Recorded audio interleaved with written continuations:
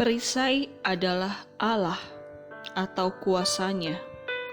Bisa diibaratkan seperti rompi peluru yang kita kenakan setiap hari, supaya kita nggak gampang ketembak atau diserang sama hal-hal jahat, pengaruh-pengaruh nggak baik di sekitar kita, atau serangan atau tipu muslihat si jahat.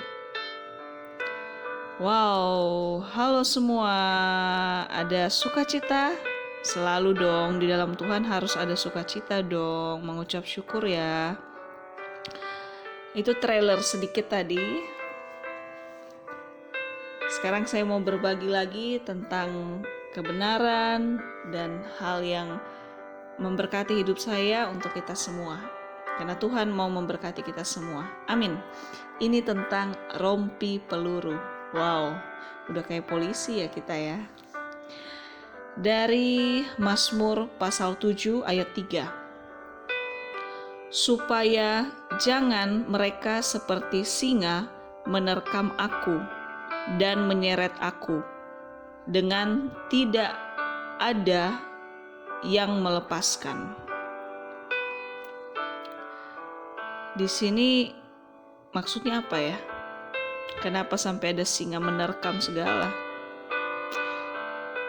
Jadi dari ayat ini diingatkan, apapun keadaan kita saat-saat ini, sekalipun kita mungkin salah, tapi jangan pernah kita langsung membayangkan atau mengimpikan yang buruk, hal-hal gak enak, atau hukuman sekalipun yang layak terjadi atas kita untuk masa sekarang atau yang akan datang, atau ganjaran buruk yang layak kita terima, misal atas kesalahan kita, atas keteledoran kita. Jangan pernah meyakini itu, tapi tetaplah kita harus optimis yang positif, jangan negatif. Dan mari berserah selebihnya ke Tuhan, sama kehendak Tuhan. Jangan mau mengutuki diri sendiri. Sekalipun ada di firman, apa yang kamu tabur kamu tuai. Dan sekalipun kita pernah jatuh dalam hal yang salah, dalam hal gak benar, tapi jangan kita fokus untuk menanti-nantikan tuaian buruk, hukuman buruk, nasib buruk yang akan kita terima karena perbuatan kita gak baik sebelumnya. Jangan. Itu tipu muslihat si jahat. Karena itu sifat si jahat. Selalu menekan, selalu menyalahkan, dan selalu melayakkan. Orang salah wajib dihukum. Itu bukan sifatnya. Itu bukan perkataannya Tuhan. Tuhan tetap sayang ke kita salah atau enggak. Dan tentang konsekuensi kita harus bertanggung jawab. Mungkin memang ada saatnya. Tapi kita harus jaga hati kita, jaga pikiran kita, daripada kita fokus menunggu karma atau buah keburukan yang harus kita terima atas kesalahan di masa lalu. Lebih baik kita fokus berbenah, mengevaluasi diri, berserah sama Tuhan, meminta ampun lebih dulu, dan biarlah kehendak Tuhan yang terjadi selebihnya. Amin. Mari tetap berpikir positif, berkata positif tentang diri kita, masa depan kita, bahkan untuk keturunan kita kelak. Masalah pernah ada kesalahan, keburukan di masa lalu. Jangan jadikan itu alasan untuk kita menerima kutukan atau hal-hal buruk. Jangan. Tetap harus optimis, tetap harus bangkit sekalipun pernah jatuh. Amin. Terus di ayat yang kelima ya. Jika aku melakukan yang jahat terhadap orang yang hidup damai dengan aku, atau merugikan orang yang melawan aku dengan tidak ada alasannya. Ayat 6. Maka musuh kiranya mengejar aku sampai menangkap aku, dan menginjak-injak hidupku ke tanah dan menaruh kemuliaanku ke dalam debu. Selah. Ini lebih serem lagi kan? Karena udah benar-benar mengibaratkan membuat yang salah, akibatnya sampai mengizinkan diri diinjak-injak, musuh mengejar, pokoknya mengimani yang buruk-buruk jatuhnya kan. Jadi melalui 2 ayat ini lagi benar-benar diingatkan sekali lagi, jangan pernah mengimani atau menubuatkan yang buruk untuk hidupmu, sekalipun seolah layak kamu menuai atas kesalahan atau kekurangan di masa lalu. Tapi ketika pun kita jatuh dalam kesalahan, segeralah kita minta pengampunan sama Bapa kita yang baik, dan mengimani kita sudah diampuni. Dan apapun konsekuensi ke depan, Tuhan tetap ada di sisi kita selalu. Tuhan udah janji, ada di firman-Nya, sekalipun ayahmu ibumu meninggalkan engkau, aku Tuhan selalu ada di pihakmu. Jadi kalaupun ada konsekuensi yang harus dihadapi, Tuhan ada memegang tangan kita, berikan kita kekuatan untuk bertanggung jawab atas konsekuensi itu, dan kita pasti bisa menang, lebih dari pemenang, itu janji Tuhan. Jadi jangan kita memfokuskan tenaga kita atau menggunakan bibir kita, perkataan kita untuk melayakkan hal-hal yang buruk kita terima. Kalaupun dulu kita pernah salah, jangan.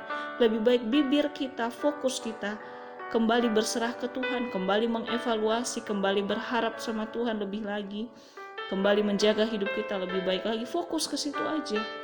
Kalaupun harus menjalani konsekuensi, enggak apa-apa.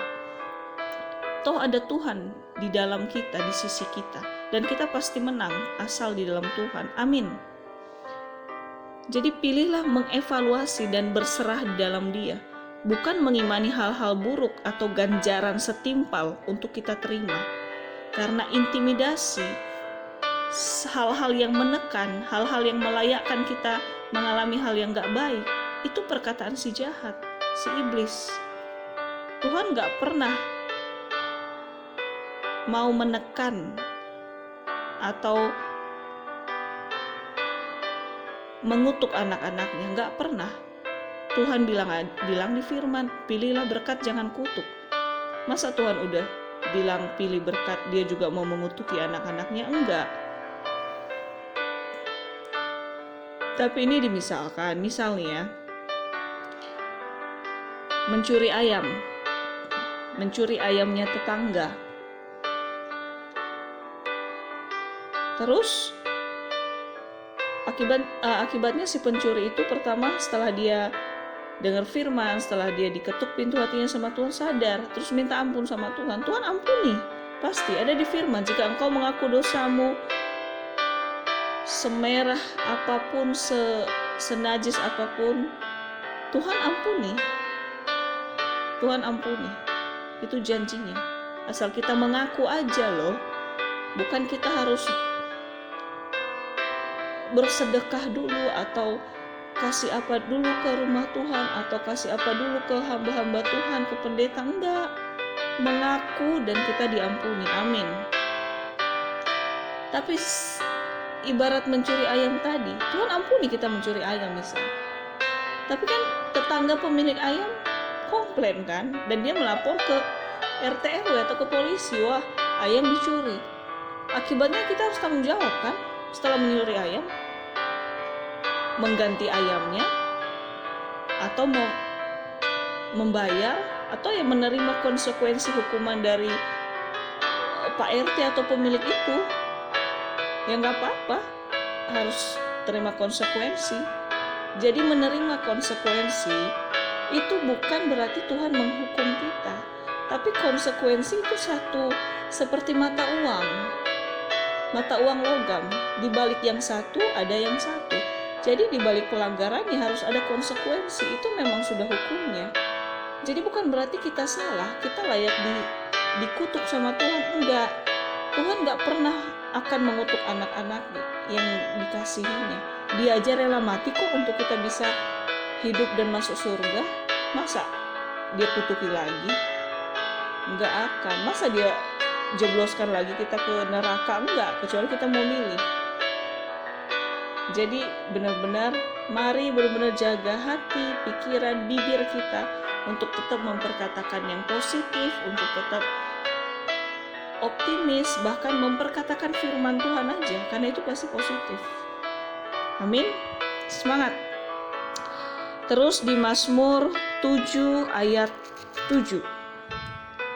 Bangkitlah Tuhan dalam murka-Mu, berdirilah menghadapi geram orang-orang yang melawan aku.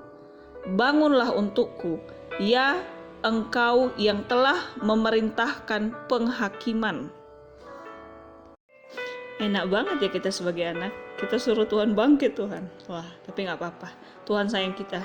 Jadi kalau sekalipun kita suruh Tuhan, asal itu positif, sebelum kita suruh Tuhan pun Tuhan pasti mau kok. Jadi apa maksud di ayat 7 ini yang suruh bangkitlah Tuhan dalam murka-Mu?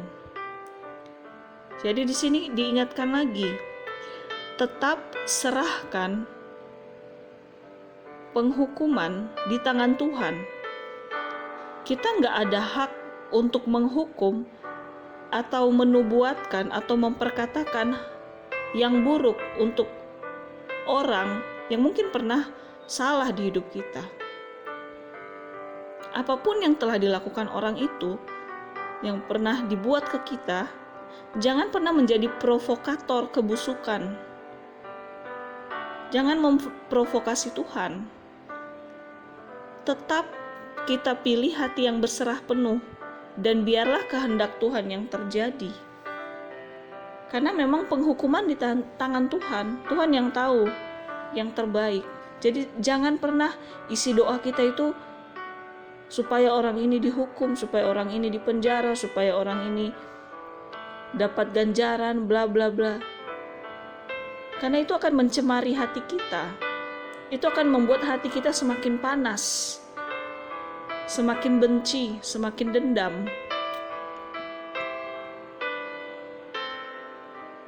Dan itu sifat-sifat dunia, bukan sifat kerajaan Allah. Dan Tuhan tetap gak suka anak-anaknya yang menyimpan dendam, kebencian, berlarut-larut. Oke, sebagai manusia bisa terluka, bisa kecewa, bisa marah. Tapi langsung kita segera lari dari rasa seperti itu. Kita bawa ke hadapan Tuhan, kita bawa dalam doa. Jangan kita simpan segala akar-akar dunia, akar-akar yang gak benar, yang akhirnya mencemari hati kita, merusak hati kita, merusak fokus kita ke Tuhan. Karena Tuhan tetap gak senang hal-hal demikian.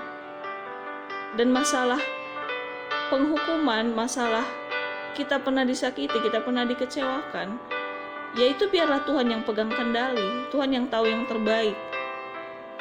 Jadi sia-sia banget kita menyimpan akar pahit, kekecewaan, dendam. Malah Tuhan makin gak berkenan sama kita. Dan malah orang yang mungkin melukai, menyakiti kita malah gak dapat ganjaran juga. Karena Tuhan mau fokus memulihkan kita dulu malah. Bukan memberi konsekuensi yang pas untuk orang yang pernah mengecewakan atau melukai kita. Karena Tuhan sayang kita. Tuhan sayang anak-anak yang sedang hatinya hancur. Tuhan benar-benar melekat banget sama anak-anak yang datang pada saat hatinya hancur. Jadi malah semakin lama prosesnya. Iya kan? Tuhan pulihin hati kita dulu malah.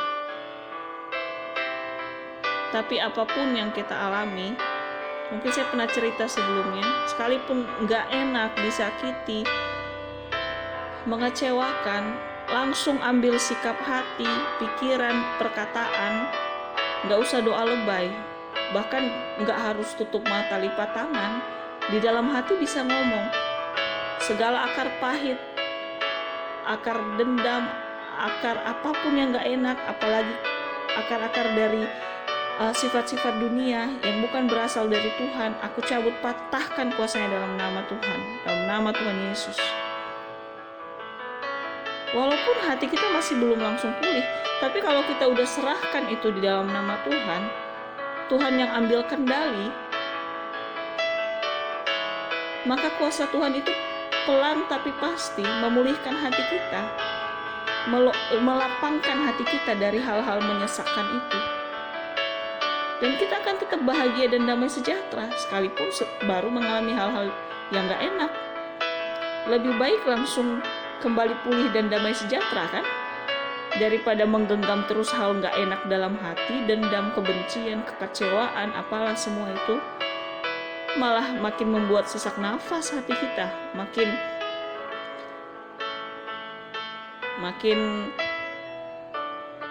fokus kita pada hal-hal yang gak enak pada hati kita. Padahal mungkin banyak hal-hal di depan yang Tuhan sudah sediakan, rancangan masa depan yang baik, pekerjaan-pekerjaan kita yang harus kita fokuskan, malah pikiran kita ke situ. Amin. Jadi mari tetap kembali pada koridor yang benar. Penghukuman itu di tangan Tuhan. Malah saat hati kita sudah semakin dipulihkan, doakan musuhmu, doakan orang yang mengecewakan, melukaimu, supaya kelak dia tidak mengulang hal yang sama, dia tidak menjahati orang lagi. Kamu yang mendoakan diberkati, orang yang pernah berbuat salah mungkin dia juga diberkati. Betapa indahnya kan, kita dan yang lain diberkati. Mungkin itu tidak semudah membalikkan telapak tangan.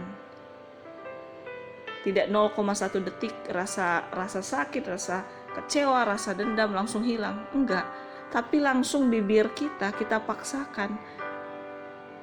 Kita perkatakan segala akar-akar gak baik, akar-akar pahit, akar-akar yang bukan berasal dari Tuhan, aku cabut, patahkan kuasanya dalam nama Yesus. Apa sih yang gak bisa dihancurkan oleh kuasa darah Yesus? Jadi pelan tapi pasti itu dicabut akar-akar gak baik itu dari hati kita. Dan masalah penghakiman ke depannya tetap biarlah di tangan Tuhan. Jangan cemari hati dan isi doa kita dengan mengharapkan orang yang menyakiti atau mengecewakan mendapat hukuman yang setimpal. Jangan. Tuhan gak bakal ngabulin itu juga. Karena gak ada di doa Bapa kami kan. Tuhan, hukumlah musuhku supaya menerima akibat kejahatannya. Gak ada kan di doa Bapa kami. Ya udah, gak usah kita tiru. Oke. Di Mazmur pasal 7 ayat 11, perisai bagiku adalah Allah yang menyelamatkan orang-orang yang tulus hati. Wow, perisai. Seperti di trailer awal, perisai itu diibaratkan adalah kuasa atau Bapa sendiri. Dan kalau diibaratkan di hal nyata seperti rompi peluru yang kita kenakan setiap hari supaya kita gak gampang ketembak atau dipengaruhi sama hal-hal gak baik, hal-hal jahat di sekitar kita, atau serangan atau tipu muslihat si jahat atau si iblis. Rompi peluru itu kita gunakan pasti atas kesadaran dan keinginan kita sendiri. Kalau kita sudah tahu fungsinya, seperti seorang polisi ketika mau melakukan penyerangan, ketika mau ke sarang musuh, misal menyerang musuh, mau menangkap musuh, pasti kan mengenakan dulu rompi peluru supaya nggak mati konyol dong, ditembak balik sama musuh, diserang balik sama musuh. Harus ada kewaspadaan. Maka di sini dibukakan pengertian hati yang tuluslah yang layak menggunakan perisai atau menerima perisai atau menerima kuasa perlindungan Tuhan. Bukan Tuhan gak mau melindungi semua anak-anaknya, enggak. Tapi kembali lagi, kalau hati gak tulus atau sama dengan gak sungguh-sungguh merindukan Tuhan, ibarat perisai itu Tuhan sendiri, perlindungan Tuhan dalam hidup kita, perisai tadi maksudnya, kalau kita nggak sungguh-sungguh mengharapkan perisai Tuhan ada di hidup kita, ya udah, gampang ketembak lah kita sama si musuh, ditembak sama hal-hal atau pengaruh-pengaruh buruk dari dunia. Apalagi kalau ditembak sama si jahat, dibodoh-bodohi sama si iblis. Karena kita nggak memilih menggunakan perisai tadi, kita memilih tidak mengizinkan Tuhan yang menjadi pelindung kita yang sesungguhnya. Karena kita nggak benar-benar rindukan perlindungan Tuhan tadi. Dan di sini benar-benar diingatkan, tidak ada yang menjadi perlindungan kita selain Tuhan. Karena semua yang kita punya atau semua orang di sekitar kita itu terbatas untuk menolong, apalagi melindungi kita. Sedangkan Bapa, Tuhan, dengan cuma-cuma Dia mau melindungi kita. Tetapi pilihan di tangan kita, mau mengenakan rompi peluru atau tidak mau menjadikan Tuhan sebagai Tuhan dalam hidup kita.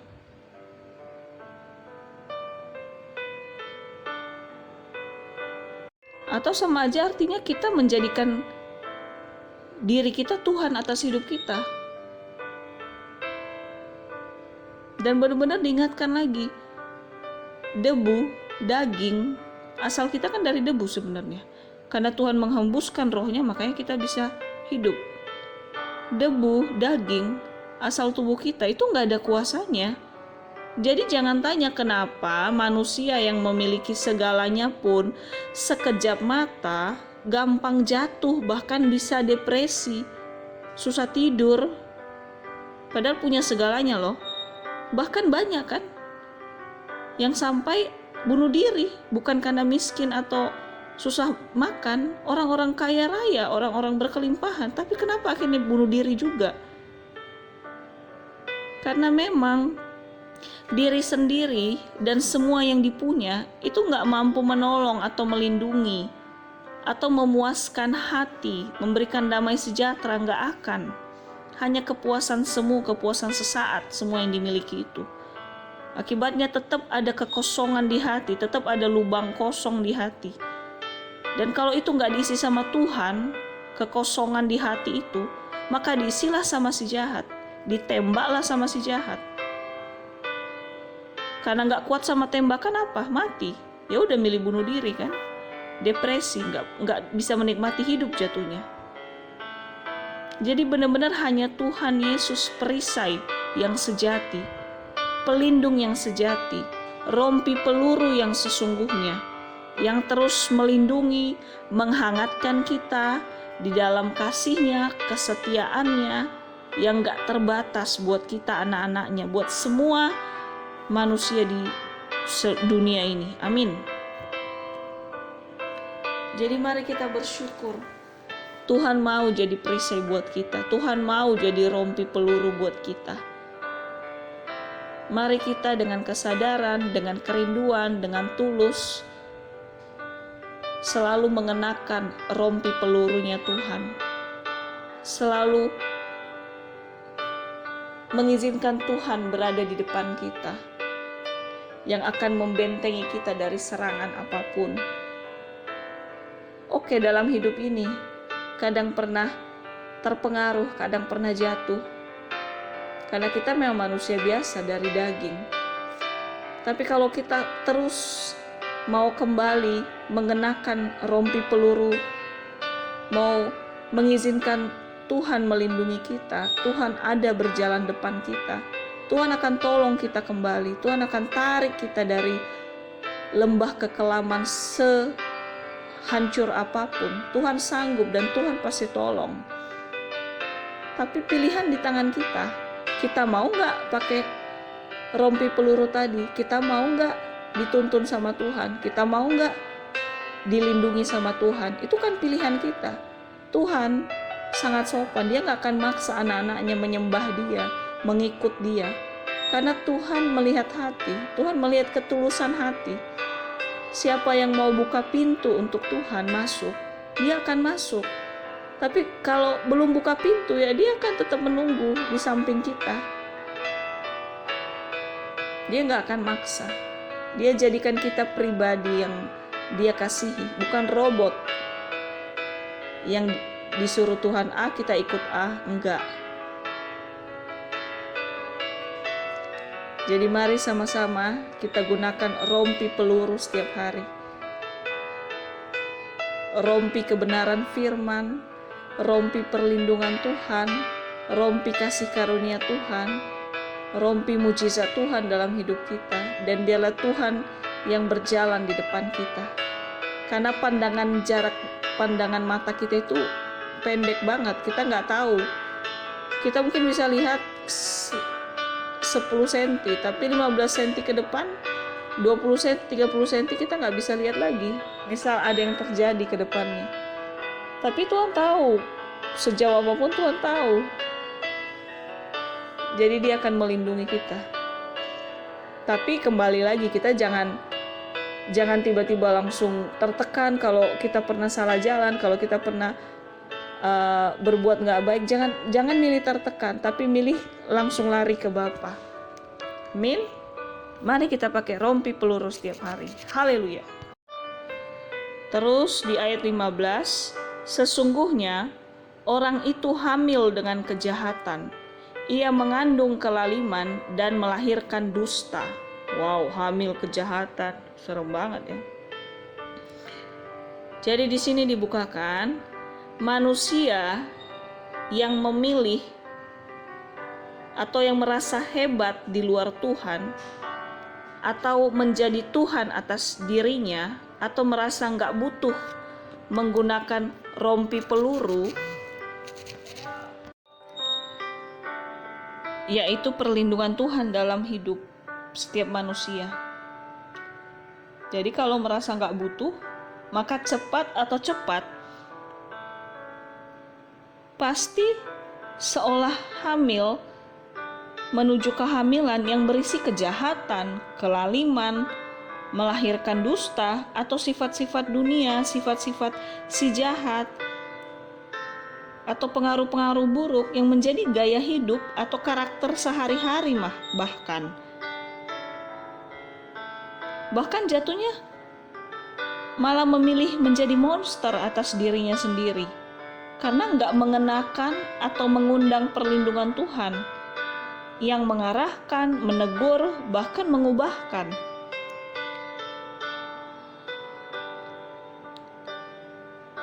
Jadi jangan kita melahirkan monster atau jangan mau menjadi monster. Karena di luar perlindungan Tuhan, ya udah jadi budak si jahat, jadi budak dunia, jadi serupa dengan dunia, serupa melakukan hal-hal nggak baik. Serem banget ya, hamil monster. Di ayat 16, ia membuat lobang dan menggalinya, tetapi ia sendiri jatuh ke dalam pelubang yang dibuatnya. Ia di sini manusia ya. Jadi jika manusia semakin menjauh dari Tuhan, menjadi Tuhan atas diri sendiri, menjadi tuan atas diri sendiri, bukan Tuhan yang menjadi tuan, tapi diri sendiri merasa bisa semua, maka sama aja seperti menggali kuburan sendiri, karena gak menjadikan Tuhan sebagai pelindung yang menjauhkan kita dari jebakan-jebakan dunia, bahkan si jahat, si iblis. Tapi menjadi sahabat si jahat, malah menjadi sahabat jebakan-jebakan buruk dunia atau si jahat.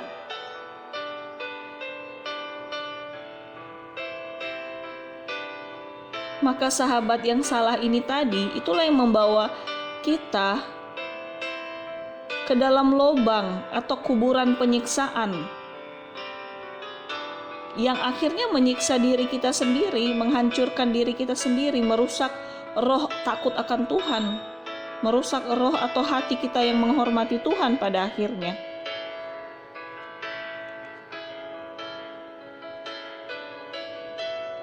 Karena sahabat sejati itu ya Bapa kita sendiri, Tuhan. Sahabat di luar itu, apalagi bersahabat dengan dunia, dengan sifat-sifat buruk, dengan tipu muslihat si jahat, bersahabat dengan iblis, ya udah, pasti menuju kehancuran, menuju dalam kuburan. Seperti yang aku sharingkan kemarin, menuju alam maut kalau di luar Tuhan. Karena di luar Tuhan gak ada jaminan, gak ada damai sejahtera di luar perlindungan Tuhan. Wow. Jadi jangan mau kita menuju kuburan ya. Di ayat 17. Kelaliman yang dilakukannya kembali menimpa kepalanya, dan kekerasannya turun menimpa batu kepalanya. Wow.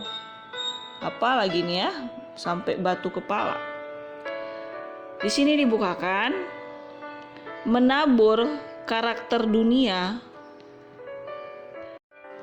dan si jahat akan menuai juga hal yang sama.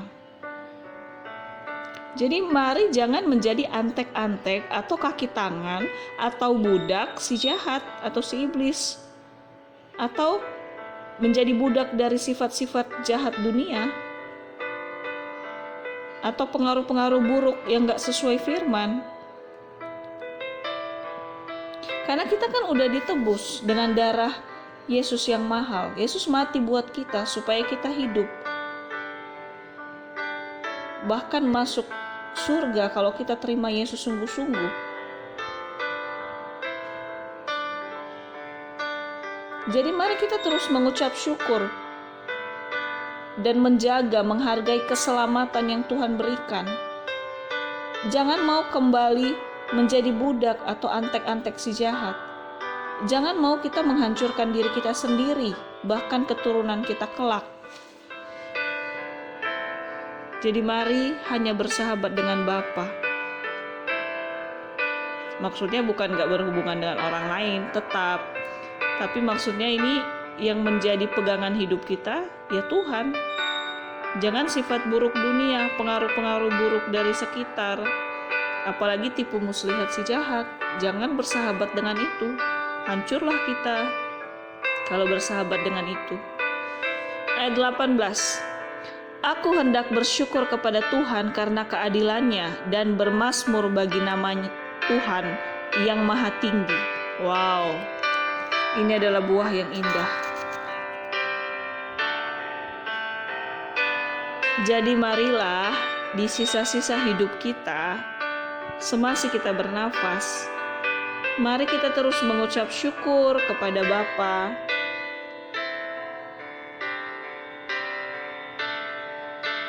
Mari kita terus memuji Dia, menyembah, bermazmur, bersenandung tentang semua kebaikan Tuhan dalam hidup kita.